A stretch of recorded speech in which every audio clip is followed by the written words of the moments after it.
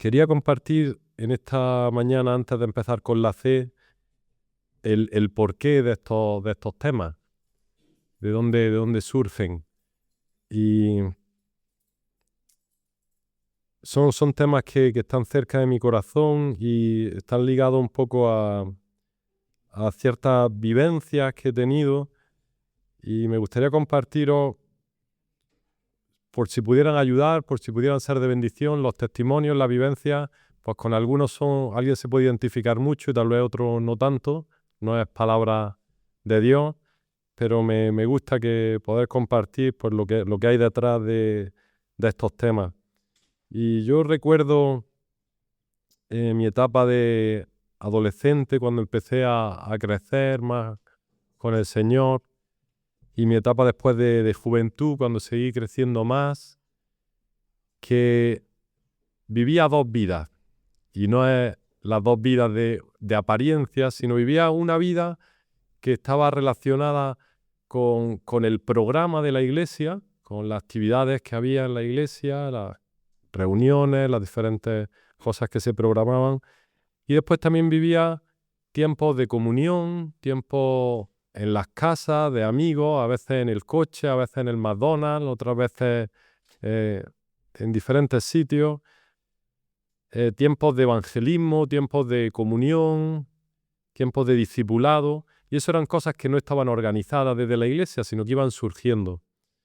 Y eso cada vez iba a más, y para mí esos tiempos eran unos tiempos de mucha, mucha bendición. Llegó etapas de un poco más de seriedad en la vida. Mi padre siempre, cuando estábamos en la mesa y nos reíamos mucho con mi hermana y hacíamos un poco el ganso, ¿no? Como ahora hacen mis hijos, y yo tengo ganas de que haya más seriedad y ellos tienen ganas de que sea nada más que todo risa. Y pues mi padre decía muchas veces: Dani, la vida es dura, la vida es dura. Bueno, a todos nos lo decía: la vida es dura. Y nosotros, dice, voy a escribir un libro que se va a titular La vida es dura. Y nosotros, pues a modo de risa, le íbamos diciendo, pues el capítulo del papá, el capítulo de no sé qué, Pero llegaron esas etapas en las que la vida era un poquito más dura. Llegó el trabajo. En 2011 empecé a trabajar en enero, y dice mi padre que la risa ya no había tanta en la mesa. Ya me había cambiado un poco Y a los 6 meses de comenzar a trabajar, nos casamos. Y fue una bendición. No es que la risa hubiera menos todavía, ¿no? Una hermana me dijo: bueno, tú silbas todavía porque no estás casado. Ya cuando estés casado dejarás de silbar, ¿no? No, pues sí, seguía silbando. Pero es verdad que las responsabilidades iban siendo mayores. Y entonces, dentro de estos dos espacios que yo tenía, el espacio de la iglesia, de las actividades, de las cosas programadas, pues eso seguía su curso y yo no faltaba una y estaba comprometido en todo. Pero ese área que no estaba organizado, que eran cosas espontáneas, tiempos con hermanos, tiempos con gente necesitada, visitas con gente que se acercaba a la iglesia, pues eso lo tenía que sacrificar, ¿no? Y ahí pasé el año que yo en mi vida más siento que he estado estancado espiritualmente, porque tenía muchas responsabilidades, trabajo, casa, responsabilidades normales, responsabilidades en la iglesia, que eran todo cosas buenas y a ninguna podía ni quería decir que no, pero donde yo realmente crecía, pues me faltaban esos espacios, ¿no? Y eso produjo en mí una frustración bastante grande. A Tati se la compartía, la pobre, el primer año, era muy generosa conmigo, me escuchaba, intentaba entenderme, y eso, unido a otras inquietudes que teníamos, pero esa fue el detonante, hizo que fuéramos un año a Salamanca, un año para discipular, recibir un discipulado de parte de Timoteo Glasgow y Elena, y ese fue un año donde yo pude, pues, expresarle un poco mi frustración al Señor, junto de la mano con Timoteo, que también fue muy paciente y muy generoso conmigo. Y yo siempre le planteaba, ¿nos estamos dedicando de verdad a la iglesia a lo que el Señor quiere? Porque si yo estoy en todas las actividades y siento que estoy estancado, ¿qué pasa? ¿Dónde está el fallo? Y yo sentía que como iglesia, pues a veces estábamos inmersos en cosas que eran buenas, que podían ser medios para algo bueno, pero que a veces eran un fin en sí mismo. Y de ahí, de ese proceso, madurado ya, porque esto hace ya 13 años, el Señor me fue hablando ciertas cosas, me fue acalmando también, me fue permitiendo ver que la vida es dura, como decía mi padre, y no es tan ideal como un joven que tiene tiempo para todo, pero sí que fue asentando en mí y también hemos podido, hace 5 años en la iglesia, cuando hemos empezado una nueva etapa en el liderazgo de renovación, de reflexión juntos, hemos podido asentar estos 3 objetivos como nuestro objetivo en la iglesia. Hemos abierto un tiempo de reflexión, un tiempo de diálogo, de oración. Hicimos un campamento donde no invitamos a ningún predicador y donde no estaba permitida la asistencia a nadie que no fuera miembro de la iglesia. Algunos no lo entendieron, porque dicen, "Hombre, ¿cómo no vaya a excluir de...?". Pero era porque internamente necesitábamos meditar hacia dónde íbamos, qué queríamos hacer, ¿no? Y durante 3 trimestres estuvimos viendo cada uno de estos 3 temas. No lo mencionamos como ABC, lo mencionamos los 3 con E, pero son equivalentes, donde cómo podíamos exaltar a Dios, cómo podíamos edificar al hermano y cómo podíamos evangelizar al mundo. Estos días lo he puesto para que tuviera un poco de más gracia. Las 3 del cristiano no hubiera tenido la misma gracia que el ABC, ¿no? Que habla de cosas elementales, de cosas sencillas, ¿no? Y por eso hoy me gustaría compartir el último, que no es coraje, aunque valdría coraje a la hora de compartir el Evangelio, pero es compartir o comunicar el Evangelio, comunicar el Evangelio. Y son 3 temas, creo yo, que van de la mano y que son como una especie de cascada, que si en el primer salto de la cascada, en el agradar o en el amar a Dios, no hay agua, no va a haber agua después para el salto de amar al hermano, edificar al hermano. Y si no se ama al hermano, creo que no va a haber agua, o veo una secuencia lógica en el compartir el Evangelio como iglesia de una forma especial, ¿no?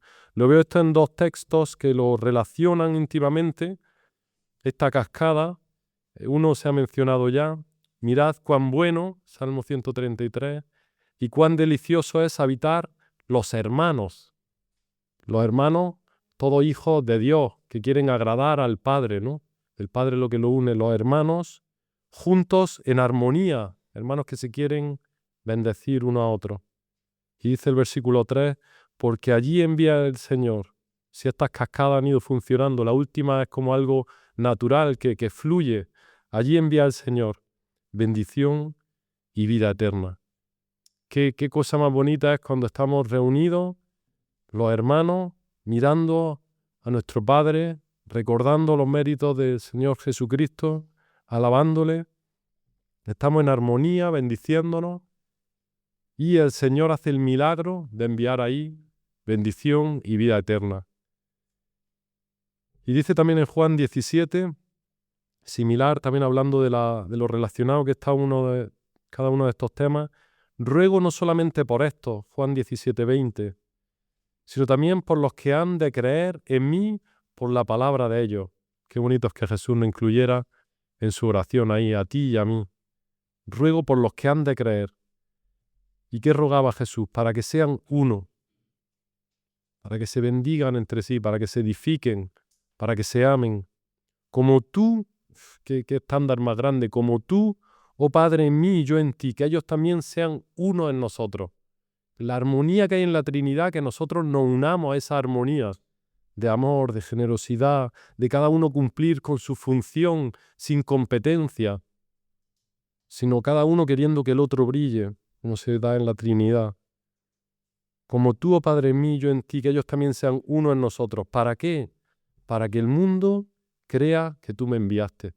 Ese amor, esa armonía, ligada íntimamente con que otros puedan también conocer del Señor.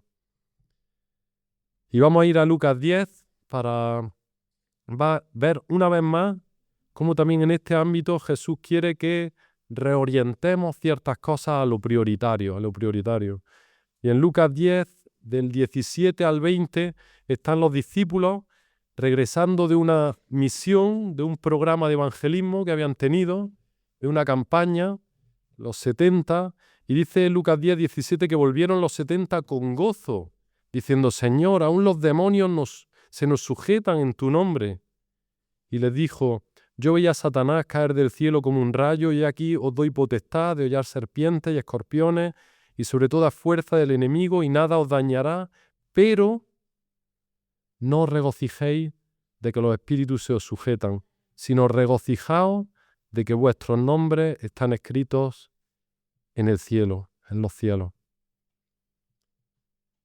Si veíamos que a Marta tiene que reorientarla el primer día para que no pierda el enfoque de tanto servir y priorice la intimidad y el amar y el agradar a Jesús por medio de la intimidad, que es más necesaria que el servicio. Si vemos el segundo día que podemos estar ignorando las necesidades a nuestro alrededor y Dios quiere que nos centremos en el amor al prójimo, aquí también vemos que podemos gozarnos por cuestiones secundarias. Podemos gozarnos por cuestiones secundarias. Era algo precioso, impactante, que ellos estaban viviendo en el servicio al Señor, que los demonios se estaban sujetando en el nombre de Jesús. Era algo increíble. Pero Jesús quiere reenfocar ese gozo para un gozo aún más importante. Algo más importante que lo que puede ser los éxitos en el ministerio, los éxitos. Quiere que se gocen en que sus nombres están escritos en los cielos, la salvación. Y me gustaría compartir 3 cosas. Hoy he mejorado de los 8 puntos, vamos a volver a los 3. Ayer os veía muy agobiado, entonces hoy vamos a simplificarlo. Y me gustaría en el primer punto que el Señor nos pudiera ayudar a tener un enfoque en la eternidad, Porque si tenemos un enfoque en la eternidad, que nuestros nombres están escritos en los cielos,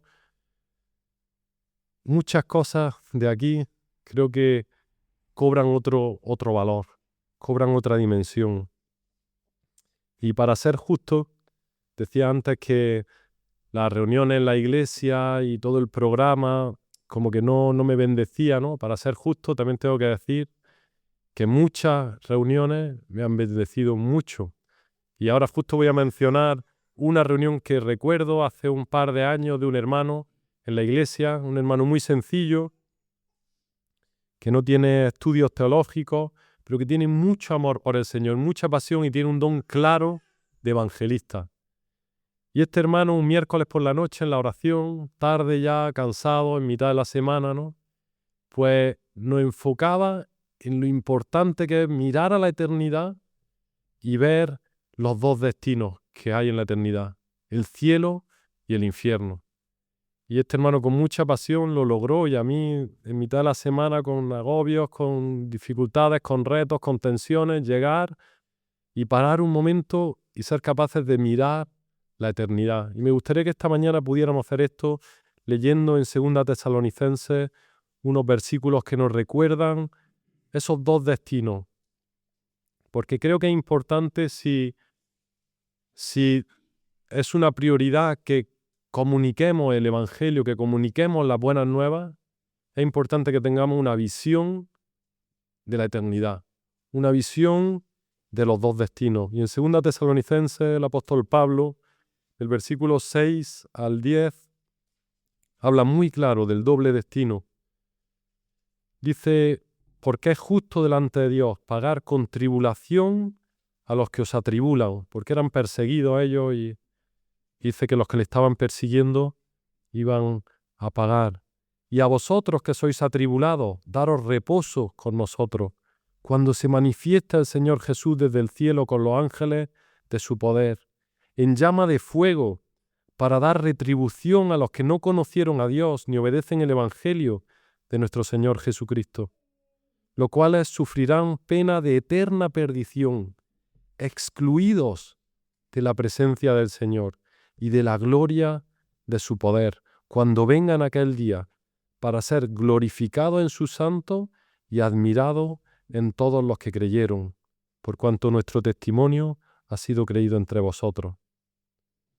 con cuánta claridad da Pablo aquí unas pinceladas de este doble destino que nos espera a cada uno de nosotros, o bien uno o bien otro, que espera a cada una de las personas en este mundo. Y nos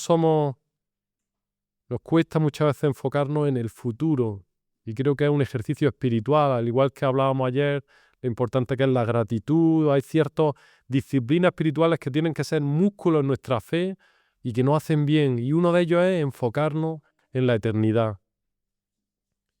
Y describe aquí, solo voy a volver a mencionar, pues cómo describe un destino y cómo describe otro. El destino de los que han creído en Cristo por la fe y han recibido la gracia y la salvación, dice que nos dará reposo. Reposo. Qué palabra tan profunda y tan preciosa, ¿no? El reposo. Dice también que Él será glorificado en sus santos. Qué bendición es juntarnos y tener un tiempo de alabanza, de exaltarle a Él, ¿verdad? Y qué increíble tendrá que ser cuando gente de toda tribu, de toda nación, de toda la historia estemos juntos. Para mí es uno de mis versículos favoritos, cuando toda lengua confiese y toda rodilla se postre delante de Él. Qué tremendo tendrá que ser cuando sea glorificado en sus santos y sea admirado en todos los que creyeron. Ser admirado. Qué cosa más preciosa verle a Él cara a cara y estar en su presencia. Ese es el destino que el Señor nos tiene preparado. Reposo y darle a Él la gloria y admirarle a Él como cantábamos. Ahí no habrá nada que nos estorbe ya. No habrá nada. Cuántos impedimentos para tener esos tiempos aquí, ¿no? Y ahí estaremos eternamente, disfrutando, deleitándonos en Él y en su presencia.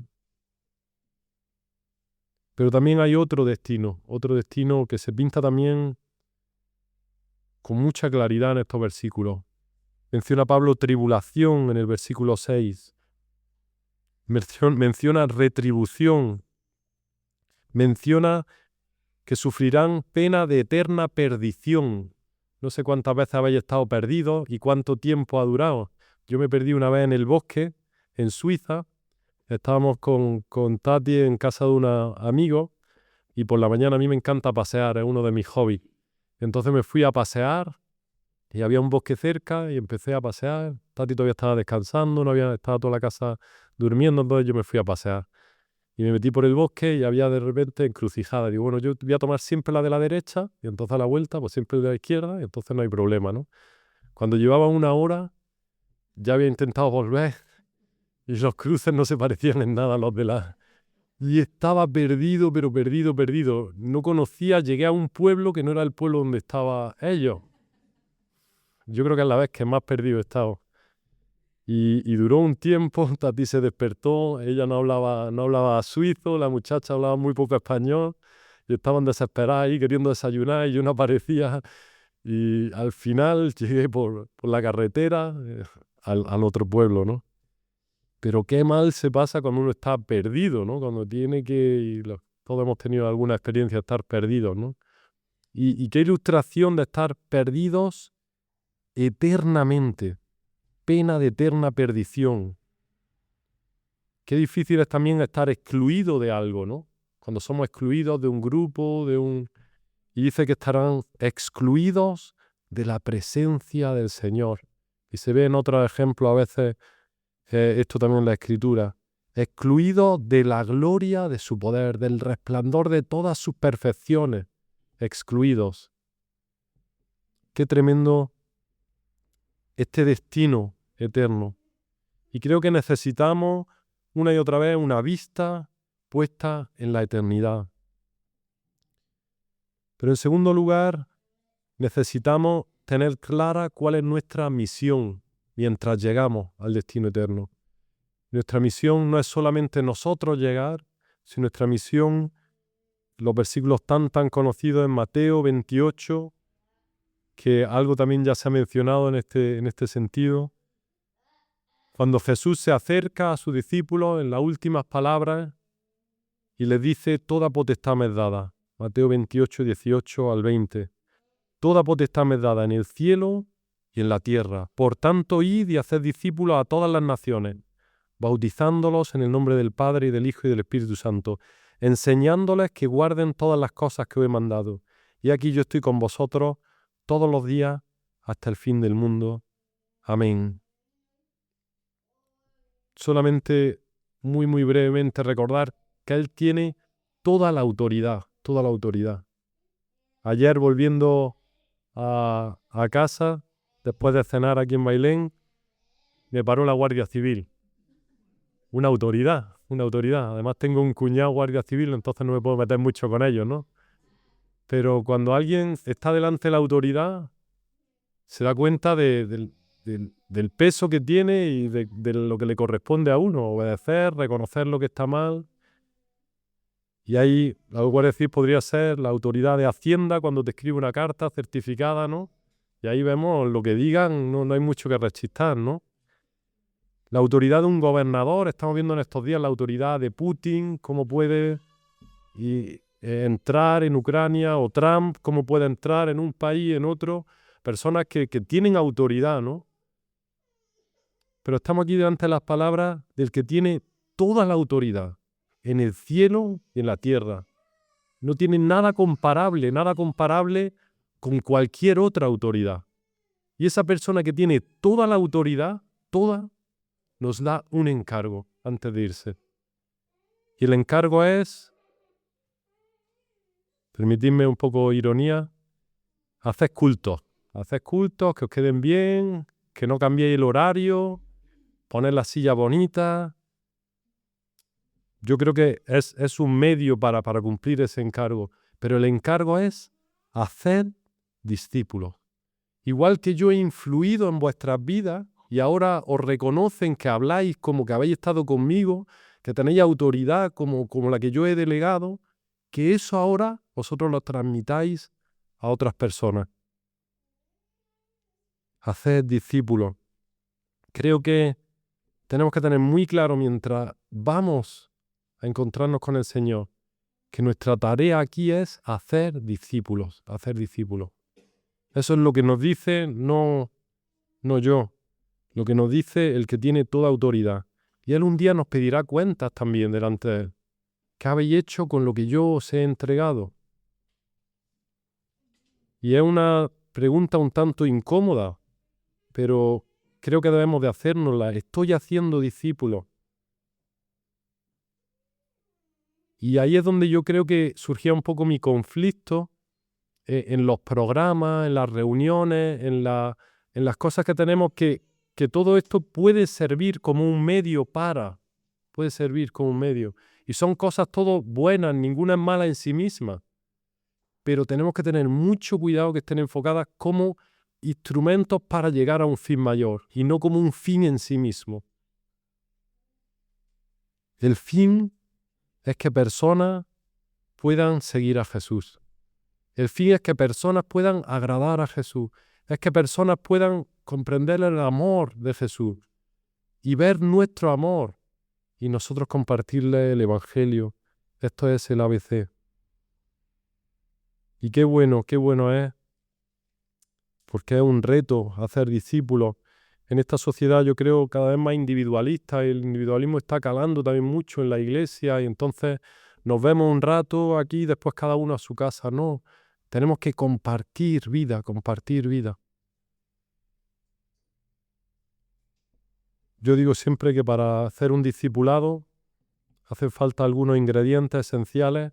Uno, el primero creo que es abrir el corazón. No puedes influir en otra vida si no abres tu corazón. Y otro para mí clave también es abrir la palabra en intimidad.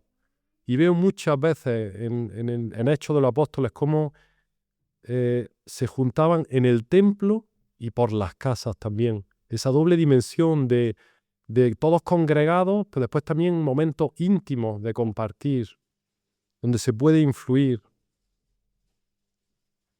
Pido que el Señor ayude. Yo creo que hay en los últimos tiempos una reflexión en España sobre el discipulado y creo que es necesaria porque es el encargo que Dios nos ha dado. Ir y hacer discípulos. Y qué bueno es que si su autoridad es grande y su encargo es grande, por lo menos a mí me parece un encargo grande y difícil, qué bueno es que también contamos con una promesa grande, grande, grande. Y aquí yo estoy con vosotros todos los días hasta el fin del mundo. Qué bendiciones de poder contar con su sabiduría, con su dirección, y que el Señor nos ayude a ser sensibles a su presencia, a su dirección individualmente y como iglesia, para poder cumplir esta gran comisión. Así que, puestos los ojos en la eternidad, teniendo claro cuál es el encargo, y la última parte que me gustaría tener, el último punto, es cómo podemos hacer esto en la práctica, algunos consejos prácticos. Espero no ser demasiado práctico, y también siempre cuando se intenta hacer aplicaciones muy prácticas, pues hay cosas que pueden ser útiles y otras que no, vosotros discernirlo. Pero en cómo podemos hacer discípulos, cómo podemos compartir, comunicar el Evangelio, creo que es clave también. Hechos 1:8, recibiréis poder cuando haya venido sobre vosotros el Espíritu Santo, y me seréis testigos en Jerusalén, en Judea, en Samaria y hasta lo último de la tierra. Tenemos un encargo muy grande, y es empezar en el entorno más cercano e ir hasta lo último de la tierra. Escuchaba hace poco a un hermano decir que este encargo nosotros nos lo tomamos, lo escuchamos y decimos, bueno, pues gracias a Dios, yo aquí un poquillo, pero gracias a Dios que hay muchos creyentes en muchos sitios, ellos se encargarán donde tiene cada uno que... Pero los primeros cristianos se tomaron este encargo como algo personal. Pablo quiso viajar y quiso programar para cumplir este encargo, hacer discípulos en su generación. Y quiso tener un plan grande de llegar hasta el final por cumplir este encargo. Tenemos un encargo realmente grande, de empezar. Y creo que hay ahí dos dimensiones que yo siempre diferencio en esto. Las relaciones personales, las relaciones naturales que tenemos en nuestro entorno. Ese es nuestro Jerusalén, este es donde estamos. No tenemos que hacer un esfuerzo especial por mañana, saludar a los compañeros, al que le compramos el pan, al que vecino, que no lo vamos a cruzar subiendo, bajando. Son las relaciones naturales que tenemos y ahí empieza nuestra labor de hacer discípulos. Pero también creo que estamos llamados a un evangelismo masivo, a todo el mundo, esa doble visión y misión. Y me gustaría compartir algunos testimonios que el Señor me ha dado el regalo de poder verlo en los últimos meses, en el último año. Y para mí ha sido un regalo porque creo que hay pocas cosas tan bonitas como ver vidas que aceptan al Señor como su Señor y como su Salvador. Y me gustaría compartir estos testimonios para que pudieran ser de inspiración, de ánimo, de aliento, de que sepamos que el Señor está obrando poderosamente. Voy a empezar con el testimonio de una chica joven en Sevilla, que en el último verano estábamos de campamento y ella pidió fuera del programa, fuera de las cosas que se pueden organizar, pues pidió compartir, después de un taller que habíamos tenido justo sobre evangelismo, su experiencia. Y empezó a hablar de cómo ella le había hablado a una compañera del instituto. Esa compañera del instituto sufría de anorexia, sufría de muchas cosas difíciles, y cómo esa compañera la había acompañado a la iglesia y cómo se había convertido y estaba ahí esa compañera. Y hace unos pocos meses en Sevilla pudimos estar en su bautismo. Una chica joven, una chica en un instituto, compartiendo el Evangelio y teniendo claro lo que es la misión de Dios, hacer discípulos. Y cómo la tenía ahí, cómo la cuidaba y cómo le presentaba a su amiga y cómo era precioso ver qué bien había entendido esta chica de 15, 16, 17 años, cuál es la misión, hacer discípulos. Para mí fue lo más bonito de ese campamento, el ver cómo Dios estaba obrando en una chica en un instituto. Quiero que nadie se vea pequeño, nadie. Tengo que mirar hasta aquí, para los más jóvenes, que nadie nos veamos pequeños, para cumplir esta gran comisión. Y hace unas poquitas semanas, en otro campamento también, con jóvenes, pues al llegar los padres, unos padres de Málaga, me presentaron a su hijo, que yo lo conozco porque ha estado otras veces, y venía con 2 chicos más, del barrio más conflictivo de Málaga. Y me decía, mira, te tenemos que contar un poquito el contexto para que tú que estás dirigiendo un poco, que sepas, estos 2 chicos no son de la iglesia. Y ya me contó un poco más el hijo de los creyentes, que él en el verano estaba orando para que este chico repetidor no cayera en su clase, de la mala fama que tenía. Y ahora estaba el chico ahí, convertido, habiendo dado testimonio en una iglesia muy pequeñita, donde solo está gente mayor, y el hombre decía, solo hay 2 familias un poco más jóvenes, y entonces me decía, cuando iban a venir a la iglesia, dije, no van a durar aquí ni un día, porque no hay nada aquí que pueda, ningún joven, no tenemos ningún instrumento, no tenemos nada. Y los chicos desde el verano coincidieron en el gimnasio y empezó a preguntar, y este chico que le tenía miedo empezó a testificarle del Señor. Y hace unas pocas semanas, en Málaga, se levantaron y dio testimonio este amigo suyo y su mejor amigo también, que lo acompañaba. Y yo cuando lo veía, le dije por la noche, tenéis que contar este testimonio a los jóvenes, porque es una bendición tan grande ver el obrar de Dios y jóvenes siendo utilizados en debilidad, con miedo, siendo poca cosa ante alguien que piensa, qué bendición tan grande. Y podría contaros aquí bastante tiempo, tengo aquí el cronómetro puesto y el tiempo que puedo llegar, pero en la comida tengo más testimonios, pero me gustaría contar a ustedes en los últimos 4 meses. Primero voy a volver 1 año y medio atrás. Hace 1 año y medio, en el grupo de ancianos nos proponíamos el orar por 10 conversiones, para la iglesia. Una iglesia donde no hay conversiones es una iglesia donde una de las cascadas está estancada. Y así sentía yo que estábamos nosotros en la iglesia, una conversión a lo mejor de muy tarde, muy tarde, ¿no? Pero una iglesia viva tiene que estar fluyendo, la vida espiritual. Y yo tenía una carga y la compartía con hermanos, y mi padre me decía, ¿por qué 10? Y digo, pues yo, hasta ahí llega mi fe, no sé, si tú quieres más o menos, dime tú, ponemos otro número, pero algo, vamos a orar por algo. Y estuvimos 1 año entero que en los cultos de oración fomentábamos que los hermanos que quisieran, primero en intimidad, se comprometieran a orar por las personas no creyentes en su entorno. Y después que cada miércoles alguien compartiera qué personas no creyentes tenían en su entorno y pudiéramos orar por ellas. Y esto nos generó un poquito de visión hacia dónde vamos en la eternidad y visión de cuál es nuestro encargo.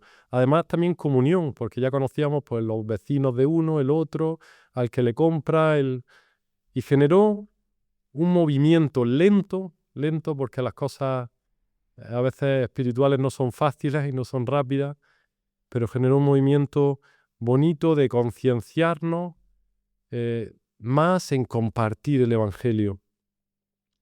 Y del verano aquí, tengo que decir que el Señor en la iglesia se ha movido de una forma muy especial, muy especial. Más allá de lo que nosotros pudiéramos haber hecho, es evidente que ha sido el Señor. Y hay un número de unas 12, 14 personas que están asistiendo con regularidad a la iglesia, que tienen contextos de diferentes sitios.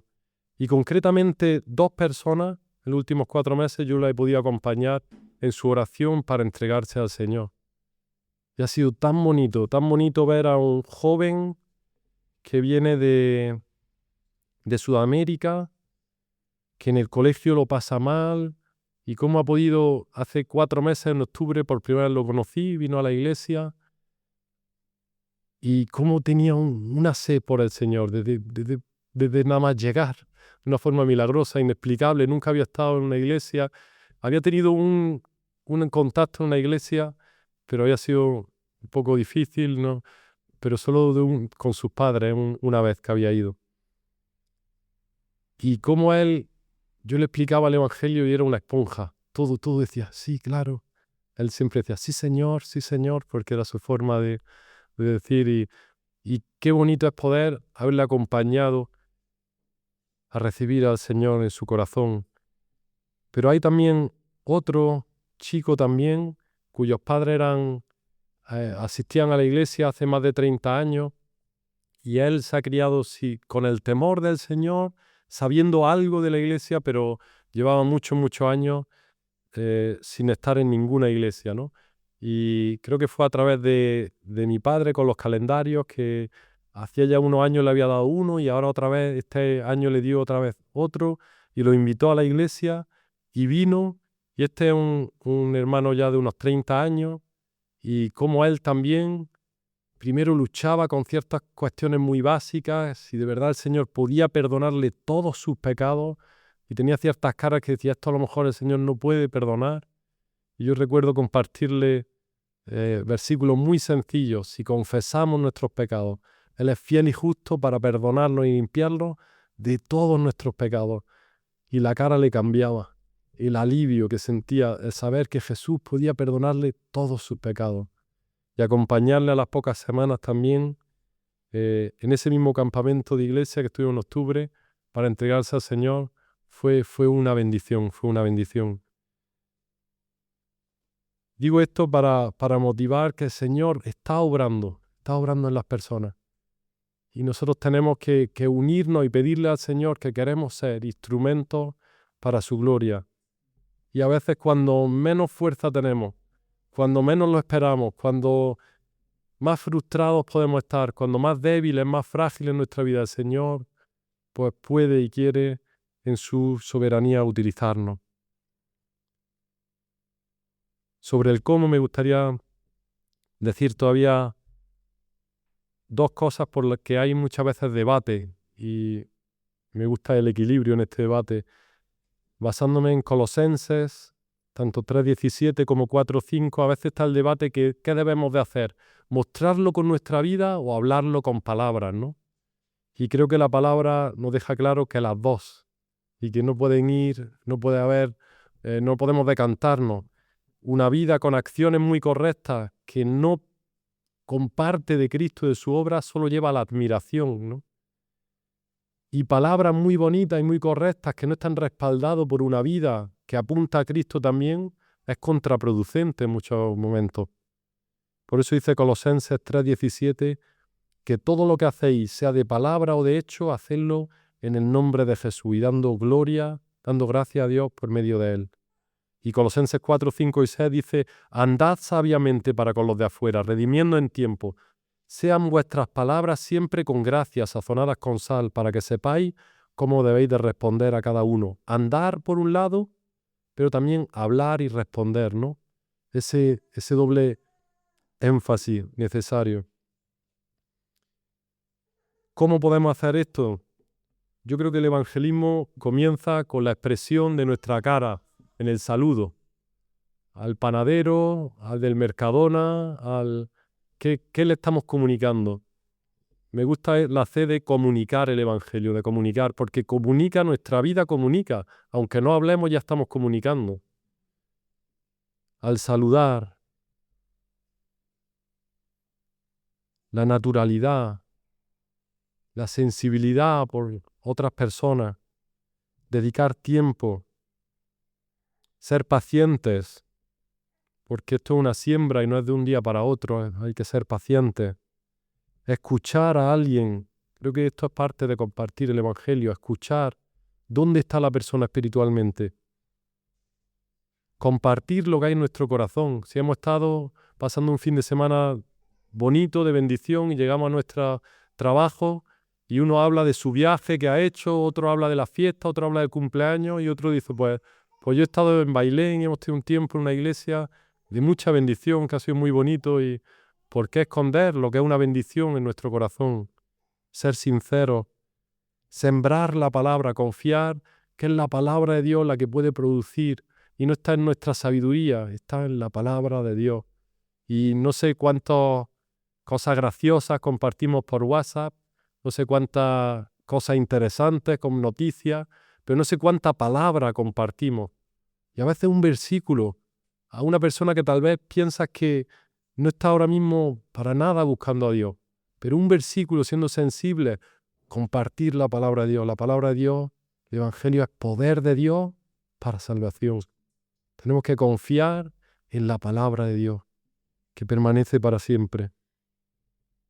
Ser de ayuda, ofrecer, orar a una persona, si vemos a alguien mal, ofrecer orar, tomar un café, hacer regalos intencionales, cuando todos a lo mejor, bueno, pues yo voy a regalar esto, y a lo mejor va a quedar raro. Hace poco estuve en un cumpleaños con los niños y sabía lo que iban a llevar todos y yo dije, yo voy a regalarle una Biblia. Y digo, pues cuando se abra, pues será el tema de debate en el cumpleaños, ¿no? El tema de conversación. Pero que sepan que es una bendición para un bebé. Y yo lo que quiero regalarle es que desde pequeño pueda escuchar la palabra. Que el Señor nos ayude a ser creativos, a ser sensibles y que podamos ser una iglesia, recapitulando ya estos 3 días, una iglesia en primer lugar que agrada a Dios, que ama a Dios. Una iglesia donde venimos a bendecirnos unos a otros. Y una iglesia centrada, puesta la vista en la eternidad y en la gran comisión que tenemos, una iglesia que comparte el Evangelio. Que el Señor ayude a vosotros para reflexionar en esto. Me gustaría invitaros también, aunque espero no meterme donde no me llaman, a dialogar como iglesia también sobre estas cosas.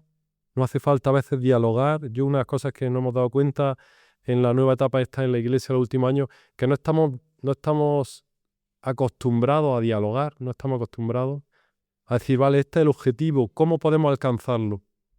Y nos cuesta pararnos y dialogar, escucharnos.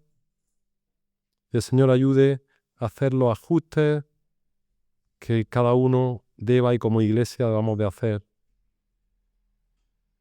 Y pensando en los jóvenes, de una forma especial, los jóvenes están en mi corazón, hay una frase de un hermano que me gustaría compartir, hablando de la preocupación de las siguientes generaciones.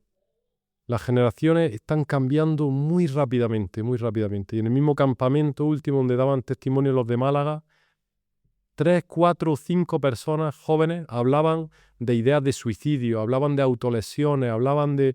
Los jóvenes están cambiando muy rápido, muy rápido.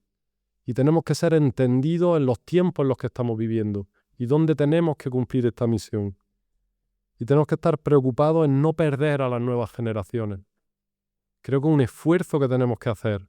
Yo, que algunos me habéis presentado como alguien joven, me veo ya lejos de las nuevas generaciones. Tengo que hacer un esfuerzo grande por todavía hablar su idioma, entender ciertas palabras, porque pasan muy rápido y cambian muy rápido. Y creo que como iglesia debemos de hacer también un esfuerzo. Y la frase que este hermano decía es que si estamos preocupados en no cambiar las formas que en su tiempo han ayudado para alcanzar a las generaciones, perderemos a las nuevas generaciones. Pero si estamos preocupados en no perder a las nuevas generaciones, perderemos las formas. Tal vez el Señor pide a veces cambios prácticos, pequeños, y alguien ha dicho que en la asamblea es más fácil cambiar una doctrina que cambiar una cortina, ¿no? Que el Señor nos ayude a ser sensibles en cosas que solo son medios para alcanzar estos objetivos. Solo son medios. Que el Señor nos ayude a estar enfocados en ser la iglesia que Él quiere cumpliendo el ABC. Pues voy a terminar orando. Gracias, Señor. Gracias por haberte revelado, aparecido en nuestras vidas, Señor. Gracias, eres lo más precioso que tenemos, Señor. Gracias por ser nuestro refugio. Gracias por ser nuestro Padre. Gracias por ser nuestro Dios. Anhelamos, Señor, estar viéndote cara a cara, Señor. Deseamos estar en tu presencia, disfrutando de ese reposo. de ese descanso, de que se acaben, Señor, las lágrimas, el sufrimiento, el dolor, Señor, deseamos estar contigo. Y los momentos de juntarnos los hermanos y celebrar son un pequeño anticipo de lo que será estar junto contigo, experimentando tu presencia cara a cara, Señor. Mientras tanto, Señor, ayúdanos a serte fieles, en lo personal, como familia, como iglesia, Señor. Pongo tu iglesia aquí en Bailén, pongo tu iglesia en Andalucía, en España, Señor. Ayúdanos a ser sabios, Señor. Ayúdanos a no perder de vista el ABC, lo más básico, Señor. Queremos agradarte. Sabes cuáles son nuestras limitaciones, que son muchas, Señor. Sabes cuál es nuestra tendencia a equivocarnos, Señor. Derrama de tu gracia, Señor. Queremos ver tu obrar en nuestras vidas, en nuestra iglesia, Señor, para tu gloria, Señor. Gracias por todos tus regalos, en el nombre de Jesús. Amén.